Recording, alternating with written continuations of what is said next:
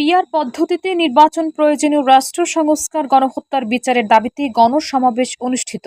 ভোলার কাচিয়া ইউনিয়নে পিআর পদ্ধতিতে নির্বাচন প্রয়োজনীয় রাষ্ট্র সংস্কার গণহত্যার বিচারের দাবিতে ইসলামী আন্দোলন বাংলাদেশের গণসমাবেশ অনুষ্ঠিত হয়েছে। বুধবার 15 October Kachia union Shah mother মাধ্যমিক বিদ্যালয় মাঠ প্রাঙ্গণে এ অনুষ্ঠান অনুষ্ঠিত হয়।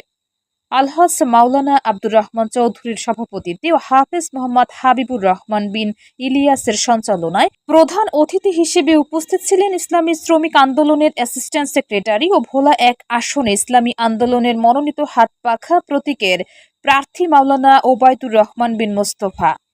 প্রধান বক্তা হিসেবে উপস্থিত ছিলেন ইসলামী শ্রমিক আন্দোলনের সভাপতি আলহাজ মোহাম্মদ নুরুল ইসলাম পাটোয়ারি ও ইসলামী আন্দোলন বাংলাদেশের ভোলা জেলা সেক্রেটারি মাওলানা তরিকুল ইসলাম তারেক। বিশেষ অতিথি হিসেবে উপস্থিত ছিলেন ইসলামী আন্দোলন বাংলাদেশ ভোলা জেলা উত্তরের সাংগঠনিক সম্পাদক মাওলানা মোহাম্মদ ইউসুফ আদনান প্রমুখ। এ সময় প্রধান অতিথির বক্তব্যে বলেন, দেশে শান্তি, ন্যায় বিচার ও সুশাসন প্রতিষ্ঠায় ইসলামী শাসন ব্যবস্থার বিকল্প নাই।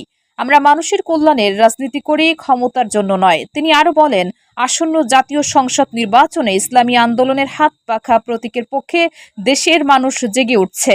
ইসলাম ও আদর্শিক রাজনীতির পক্ষে আপনাদের ভোট চাই।